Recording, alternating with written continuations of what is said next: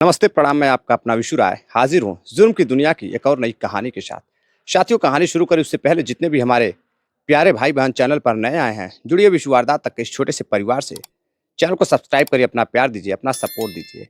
साथियों, 2 दिनों पहले हमने देखा कि पूरी भारत की निगाहें बांग्लादेश पर बनी हुई थी, क्योंकि बांग्लादेश में हिंदुओं के साथ जो बर्बरता की जा रही है, वो आप लोगों ने वायरल वीडियो और न्यूज़ मीडिया के माध्यम से देखा ही होगा। किस तरह से हिंदुओं के साथ जघन्य अपराध वहाँ के समुदाय के द्वारा किया जा रहा है, और इस पर राजनीति भी अब भारत में शुरू हो चुकी है। कोई कुछ कहने को तैयार नहीं है। या हिंदू उग्र हो रहा है, परेशान हो रहा है। आखिर होना भी चाहिए, क्यों ना हो। वहाँ बांग्लादेश में शेख हसीना को हटाने की बात थी, लेकिन शेख हसीना खुद अपनी कुर्सी छोड़कर भारत चली आती हैं, और उसमें सहयोग होता है एक आर्मी चीफ का। लेकिन सबसे बड़ी बात है कि अगर आपको समस्या शेख हसीना से थी, तो फिर हिंदुओं को क्यों मारा जा रहा है, क्यों पीटा जा रहा है। अब इससे पूरा भारत देश, पूरा हिंदू समाज अभी उबर नहीं पा रहा था। तभी पेरिस ओलंपिक में अब सबकी निगाहें विनेश फोगाट, देश की बहादुर बिटिया के ऊपर होती है कि विनेश बहुत जल्द एक मेडल लेकर भारत के खाते में डालेंगी और भारत विजय होकर वापस लौटेंगी। लेकिन जैसे ही सुबह होती है और जब लोग न्यूज़ चैनल खोलते हैं, तो देखते हैं कि विनेश फोगाट 100 ग्राम वजन ज़्यादा होने की वजह से खेल से ही बाहर हो गई हैं और उन्हें कोई मेडल नहीं मिला। अब इससे पूरा देश स्तब्ध हो जाता है। तरह तरह की बातें होती, इस पर राजनीति भी होती। लेकिन विनेश फोगाट के ताऊ जो रहते हैं, वो कहते हैं कि रूल तो रूल होता है, चाहे 10 ग्राम हो या 100 ग्राम हो। अगर रूल के हिसाब से देखा जाए तो बाहर होना बिल्कुल भी गलत नहीं है। पेरिस ओलंपिक का जो नियम है, वह सबके लिए सेम है। जब पहली घटना विनेश फोगाट के साथ नहीं हुई, बल्कि कई ऐसी और भी महिलाएं हैं जिनके साथ ऐसी घटनाएं पहले भी हो चुकी हैं। अब भारतवासी, हमारे जैसे लोग, आप जैसे लोग, अब निगाहें होती हैं एक और गोल्ड मेडलिस्ट चोपड़ा साहब की तरफ, यानी कि नीरज चोपड़ा की तरफ। कि अब भाला फेंक में नीरज चोपड़ा ही एक ऐसे व्यक्ति हैं जो अरशद नदीम, जो पाकिस्तानी प्लेयर हैं, उनको हराकर गोल्ड लेकर आएंगे। लेकिन ऐसा नहीं होता है। रात होती है, सभी लोग अब इंतज़ार करते हैं सुबह होने की कि खबरें आएंगी, कुछ ना कुछ अच्छा सुनने को मिलेगा। लेकिन तभी खबर आती है कि नीरज चोपड़ा अब सिल्वर मेडल लेकर संतुष्ट हैं, और अब सिल्वर मेडल भारत के खाते में आया है। गोल्ड से वह चूक चुके हैं।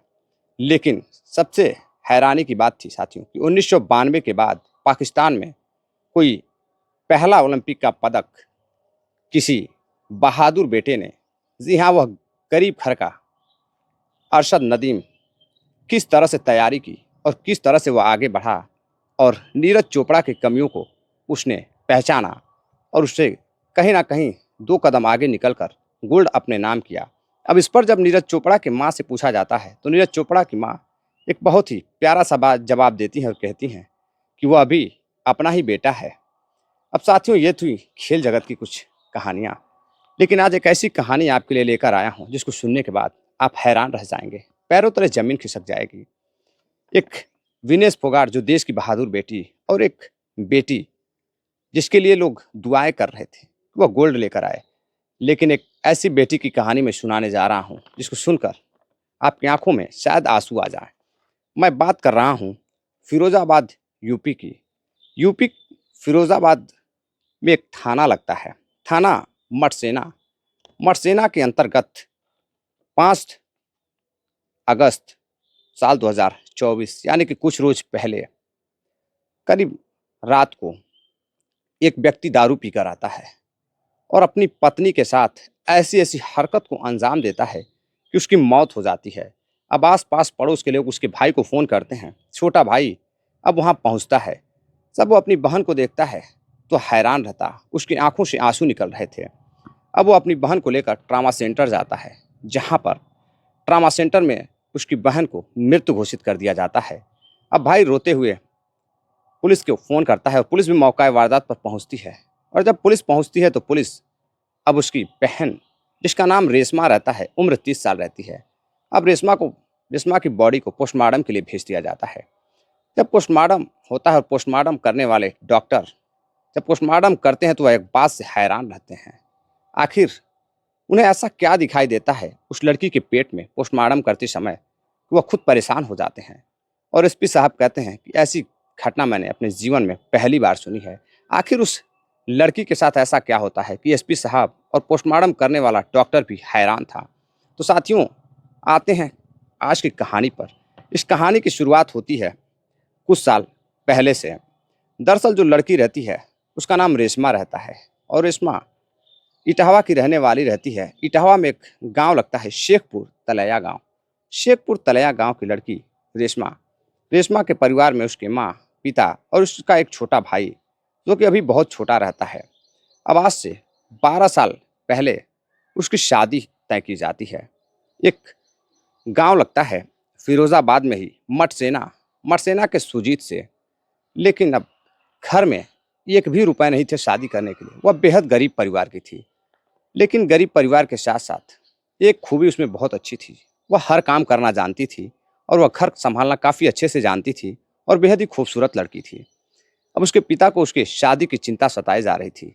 लेकिन तभी एक गांव का व्यक्ति रहता है, वह कहता है कि मैं एक ऐसे परिवार को जानता हूँ जो एक अच्छी बहू ढूंढ रहा है। उसे गरीब बेटी से नहीं मतलब है। एक ऐसी बेटी चाहिए जो उसके परिवार की मदद कर सके, उसके परिवार को संभाल सके।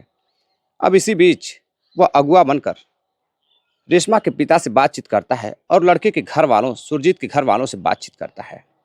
अब सुरजीत के घर वाले सुनते हैं कि लड़की निर्धन है, बेहद गरीब परिवार की है, तो वह शादी के लिए तैयार नहीं होते। लेकिन जो सुरजीत का पिता होता है वह कहता है कि मुझे पैसों से नहीं लेना देना है, मुझे दहेज नहीं चाहिए, मुझे एक अच्छी बहू चाहिए। अब वह घर जाता है रेशमा के और रेशमा से मुलाकात करता है, उसके घर वालों से मिलता है, तो उसे लड़की बहुत अच्छी लगती है। अब वह लड़की को पसंद करता है और लड़की देखकर अब वह घर जाकर सुरजीत को भी कहता है कि बेटा, लड़की बहुत खूबसूरत है, तुम्हारी जिंदगी बन जाएगी, वो ऐसी लड़की है। अब जब फोटो देखता है तो सुरजीत को भी पसंद आता है। लेकिन अब सुरजीत से जब उसकी शादी फिक्स हो जाती है, एक डेट निकल जाती है। अब उस डेट पर शादी तय हो जाती है।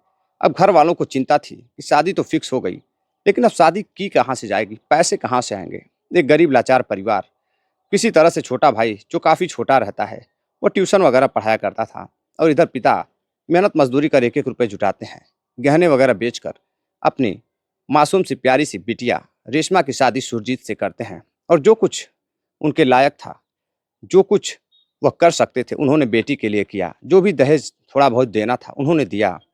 अब लड़की अपने घर जाती है, कुछ दिनों तक काफ़ी खुश रहती है। अब साल बीतता गया, 10 साल बीतता गया। इन कई सालों में उस लड़की के साथ कई प्रकार के जुल्म हुए। अब धीरे धीरे उसके 3 बच्चे भी हो जाते हैं। 3 बच्चों के साथ वो ज़िंदगी काट रही थी। लेकिन तभी जो उसका पति रहता है वह काम धाम करता, और जब काम धाम करता और जब कभी मन नहीं लगता काम धामों में, तो वह काम धाम छोड़कर घर पर बैठ जाता था। अब घर पर जब उसका पति किसी और के घर जाता, उसके जो 2 देवर थे, दिनेश और प्रशांत, जब दूसरों के घरों पर जाते, दूसरे की शादियों में जाते, तो उन्हें लगता था कि हमने बहुत बड़ी गलती कर दी अपने भाई की शादी गरीब परिवार में करके। अब लड़के सुरजीत जो दूल्हा रहता है उसे भी लगता है कि मैंने गरीब लड़की से शादी करके बहुत गलत कर दिया। अच्छे घर की लड़की से शादी करता तो अच्छा खासा दहेज मिलता, गाड़ी घोड़े मिलते। अब इसी बात को लिए हुए वो एक दिन अपने जब कमरे पर जाता है तो शराब के नशे में होता है। जब पत्नी पत्नी पूछती है रेशमा कि आप क्या करके आए हो, छोटे छोटे बच्चे घर में हैं और आप शराब पी कर आओगे तो बच्चों पर क्या प्रभाव पड़ेगा। तभी सुरजीत उसकी चप्पलों से पिटाई करता है, और इतनी बेरहमी से पिटाई करता है कि बच्चे रोते रहते, तड़फते रहते, अपनी माँ को पीटते हुए देखते रहते। लेकिन पिता पर कोई असर नहीं हो रहा था। बगल में दोनों देवर खड़े थे, सास खड़ी थी, लेकिन कोई छुड़ाने वाला नहीं था। अब कुछ दिनों बाद जब उसके ससुर की मौत हो जाती है, तो अब घर में वो अकेली पड़ जाती। अब उसका देखभाल करने वाला कोई नहीं होता। अब उसे सिर्फ प्यार चाहिए था, वो भी अपने पति का प्यार। वो चाहती थी कि उसका पति उसे प्यार करे, उसके साथ रहे। एक रात वो अपने पति के साथ बैठकर बातें करती तो कहती है कि आपको जो भी चाहिए मैं देती हूँ, लेकिन आप जो कहेंगे वो मैं करूँगी। लेकिन अब आप कहें कि मैं घर से पैसे मांग कर लाऊं, तो मेरे घर वाले बहुत गरीब हैं, किस तरह से अपना खर्चा चलाते हैं यह मैं जानती हूँ। मैं घर वालों से कुछ नहीं कह सकती। और आपके दोनों भाई की गंदी निगाह मुझ पर है, वो अक्सर डांटते रहते हैं, मारते रहते हैं। अब इसी दौरान एक दिन जब उसका देवर चाय बनाने के लिए कहता है तो रेशमा चाय बनाने के लिए किचन में जाती है। और किचन से जब चाय बनाकर लाती है तो उसका देवर दिनेश जब चाय पीता है तो उसे चाय कुछ फीका लगता है। वह चाय को अपनी भाभी के रेशमा के ऊपर फेंक देता है और उससे वह जल जाती है। अब वह रोने लगती, हाथ जोड़ती है कि आप कहें तो मैं दूसरा चाय बना दूं, लेकिन ऐसा व्यवहार आप क्यों कर रहे हैं, मैं आपकी भाभी हूँ। तभी देवर उठता है और उसकी पिटाई कर देता है। अब शाम होती है, जब उसका पति आता है सुरजीत, तो वो सुरजीत से कहती है कि आपके भाई ने मुझे मारा है और सिर्फ चाय के लिए। तो पति कहता है तुमने ज़रूर कुछ गलत काम किया होगा, तभी उसने मारा होगा, ऐसे वह नहीं मार सकता है। अब बच्चे भी अपने पिता से कहते हैं कि पापा, चाचा ने मारा है, हमने देखा है, माँ चाय दे रही थी। लेकिन पति के ऊपर जू भी नहीं रेंग रही थी, वह सुनने को तैयार नहीं था। अब जब भी वह कहीं जाता तो लोगों को दान दहेज देखकर वह चिढ़ता था। उसे लगता था कि उसे दूसरी शादी कर लेनी चाहिए तो शायद दहेज ज़्यादा मिलेगा, अच्छा खासा मिलेगा। अब इसी दौरान एक दिन वह पीकर घर आता है, उसकी पत्नी रोकती है तो उसे मारता है, पीटता है और उसे जलाने की कोशिश भी करता है। किसी तरह से रेशमा अपनी जान बचाती है और फिर अपने घर वालों से बातचीत करती है। जब घर वालों से बातचीत करती है तो घर वाले बोलते हैं कि बेटा पति का ख्याल रखा करो और जो घर वाले कहते हैं वह किया करो, क्योंकि हम उस लायक तो है नहीं कि तुम्हें दान दहेज दे पाएं। अपना ख्याल रखा करो और कोई समस्या होगी तो तुम मुझे बताना। एक दिन भाई को कहीं से पता चलता है कि बहन को मारा पीटा गया है। अब भाई का नाम अवधेश रहता है। अवधेश किसी तरह से वहाँ पहुँचता है, अपनी बहन से मिलता है। अब जब बहन से मिलता है तो बहन सारी बात बताती है और जब वो अपने जीजा से बात करता है तो जीजा उसे भी डांट फटकार लगाते हैं। अब वह डर जाता है, बहन भी डर जाती है कि कहीं ऐसा ना हो कि उसके भाई को भी मारने पीटने लगे। अब वह कुछ कहने को तैयार नहीं थी। वो अपने भाई से कहती है कि ठीक है, तुम चले जाओ, मेरे ऊपर जो होगा मैं देख लूँगी, अगर कुछ गलत होगा तो मैं तुम्हें बताऊँगी, और ऐसा नहीं है कि ये लोग इतना गलत करेंगे, बहुत ख्याल रखते हैं। अब लड़की यह कहते हुए रोने लगती है। लड़का चला जाता है। कई दिन जब अवधेश फ़ोन करता है अपनी बहन को तो बहन रोते हुए कहती है कि हाँ, सब कुछ अच्छा चल रहा है, सब कुछ बढ़िया है। तभी घर में बर्तन खटकने की आवाज़ आती है। भाई पूछता है कि क्या हुआ? कहती है कुछ नहीं, मैं बस कुछ देर बाद फ़ोन करती हूँ। तभी उसका पति एक डंडे से उसे मारता पीटता और कहता कि क्या तुमने ऐसा खाना बनाया है, इसमें तो कोई स्वाद ही नहीं है, तुमने सारा पैसा बर्बाद कर दिया, तुम भिखारी हो और भिखारी घर की लड़की हो, तुम निर्धन हो और तुम्हें कुछ भी नहीं आता है, मैंने ज़िंदगी में बहुत बड़ी गलती कर दी तुमसे शादी करके। अब लड़की बैठकर रोने लगती है, उसे कुछ समझ में नहीं आ रहा था। फिर एक दिन उसका पति घर से बाहर जाता है तो दोनों देवर खाने के लिए बैठते हैं। अब दोनों देवर को भाभी से इस कदर चिढ़ थी कि वह चाहते थे कि यह किसी तरह मर जाए या फिर भाग जाए ताकि वो अपने भाई की दूसरी शादी कर सकें। अब वह एक निर्धन घर की गरीब बिटिया काम धाम में बहुत आगे थी। जो भी लोग कहते वह बनाकर खिलाती, काम करती, झाड़ू पोछा लगाती। लेकिन जब वह कुछ किसी काम के लिए कहती मुझे साड़ी चाहिए, मुझे कपड़े चाहिए, तो लोग उठकर उसकी पिटाई करते कि मेरे पास इतने पैसे नहीं हैं, तुम जिस हालात में हो उसी हालात में रहो। अब लड़की परेशान हो जाती है, लेकिन वो कुछ कर भी नहीं सकती थी। तीनों बच्चों के साथ अपनी ज़िंदगी काट रही थी। तभी 5 तारीख की रात को, 5 अगस्त साल 2024 यानी कि कुछ रोज़ पहले, सोमवार की रात को उसका पति सुजीत दारू के नशे में आता है और आकर अपनी पत्नी से खाना माँगता है। और जैसे ही पत्नी खाना देती है तो वह नशे में खाने को फेंक देता है और अपनी पत्नी को पीटने लगता है और इस कदर पीटता है कि उसकी हालत ख़राब हो जाती है। तभी दोनों देवर आ जाते हैं। वह देवर को बुलाती है बचाने के लिए, लेकिन दोनों देवर उसके साथ ऐसी दरिंदगी करते हैं कि जिसकी कोई किसी ने कल्पना नहीं की होगी। बचाने के बाद वो अपनी भाभी के साथ दरिंदगी करते हैं। पति दाँतों से अपनी पत्नी के गालों को काट लेता है, शरीर को काटता है और काटने के बाद वहाँ रखे एक टेबल पर सर को पटक देता है और वह बेचारी चिल्लाए जा रही थी, चीख रही थी। तभी आस-पास के लोग, कुछ लोग इकट्ठा होते हैं, लेकिन किसी की हिम्मत नहीं हो रही थी कि उस दरिंदों के सामने कोई जाए। एक व्यक्ति कोशिश करता है, तभी दोनों ही देवर उसको मारने के लिए दौड़ाते हैं और तभी उसका पति सुरजीत अपनी पत्नी का सर ईंटे पर नीचे पटक देता है, जिससे काफ़ी खून बहने लगता है और उसकी मौत हो जाती है। अब वहाँ से तीनों फरार हो जाते हैं। अब फ़ौरन ही लोग पुलिस को सूचना देते हैं और उसके भाई को सूचना देते हैं। अब उसका भाई अपने घर से फिरोज़ाबाद पहुँचता है। फिरोज़ाबाद पहुँचता है तो देखता है कि उसकी बहन के आस-पास काफ़ी खून फैला हुआ है, काफ़ी भीड़ है। वह देखकर रोने लगता है, अपने हालातों को, अपनी बहन के हालात को। और उसकी बहन की साँसें भी नहीं चल रही थी, वह मरणासन्न अवस्था में थी। अब ऐसी हालात में देखकर भाई रोने लगता है, लोगों से गुजारिश करता है कि उसकी बहन को हॉस्पिटल लेकर चलो। अब गाँव से एक गाड़ी आती है, गाड़ी में उसके शरीर को, रेशमा की बॉडी को रखा जाता है और लेकर भाई अवधेश अपनी बहन की बॉडी को ट्रामा सेंटर जाता है। ट्रामा सेंटर इस उम्मीद से जाता है कि शायद वह बच जाए। वह भगवान से, अल्लाह से दुआएं मांग रहा था कि उसकी बहन को बचा लो, बाकी वो आगे की ज़िंदगी खुद देख लेगा। अब लेकर जाता है ट्रामा सेंटर, डॉक्टर उसे एडमिट करते हैं, लेकिन जब डॉक्टर चेक करते हैं तो बताते हैं कि वह मर चुकी है, काफ़ी देर हो गई आने में। अब फ़ौरन ही पुलिस बॉडी को पोस्टमार्टम के लिए भेज देती है और बुरी रात लोग पोस्टमार्टम होने का इंतज़ार कर रहे थे। अगले दिन जब पोस्टमार्टम होता है तो लोग तरह-तरह की बातें कर रहे थे, पोस्टमार्टम का इंतज़ार कर रहे थे और इधर घर वाले को पुलिस गिरफ्तार कर लेती है, गिरफ्तार कर जेल भेज देती है, एक पत्नी के कत्ल में, दोनों देवर और पति को। लेकिन पोस्टमार्टम रिपोर्ट आने की अभी देरी थी। सब अगले दिन शाम को पोस्टमार्टम रिपोर्ट आती है साथियों, तो एक बेहद ही हैरान कर देने वाली खबर सामने आती है। डॉक्टर जब पोस्टमार्टम कर रहे थे उस रेशमा का, तो उसके पेट से 8 इंच का एक बेलन निकलता है। अब यह देखकर डॉक्टर हैरान रहते हैं। डॉक्टर सोचते कि आखिर इसके अंदर इतना बड़ा बेलन गया कैसे होगा? उस दरिंदर को देवर और भाई ने मिलकर, उसके पति ने मिलकर इतनी निर्मम तरीके से हत्या की होगी उस लड़की की। इससे अंदाजा लगाया जा सकता है, इतना क्रूरतापूर्वक उस महिला के साथ पति सुरजीत और दिनेश और प्रशांत, जो दोनों देवर थे, कितनी निर्मम तरीके से उसकी हत्या की होगी। यह तो इससे अंदाजा लगाया ही जा सकता है कि उसके पेट में 8 इंच का बेलन मिला।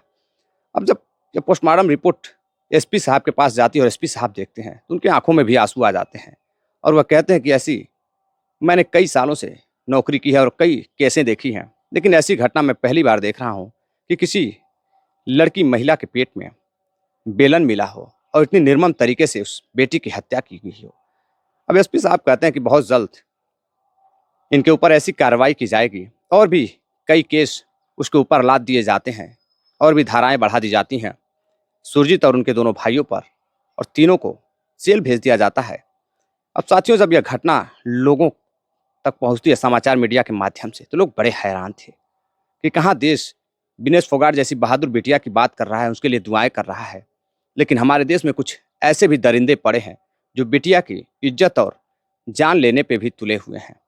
तो साथियों, ये कहानी कैसी लगी कमेंट बॉक्स में जरूर कमेंट करिएगा, अपना प्यार दीजिएगा, अपना राय दीजिएगा इस कहानी पर, और हो सके तो वीडियो को ज़्यादा से ज़्यादा शेयर करिएगा ताकि लोग इस कहानी से सीख ले सकें, जागरूक रह सकें।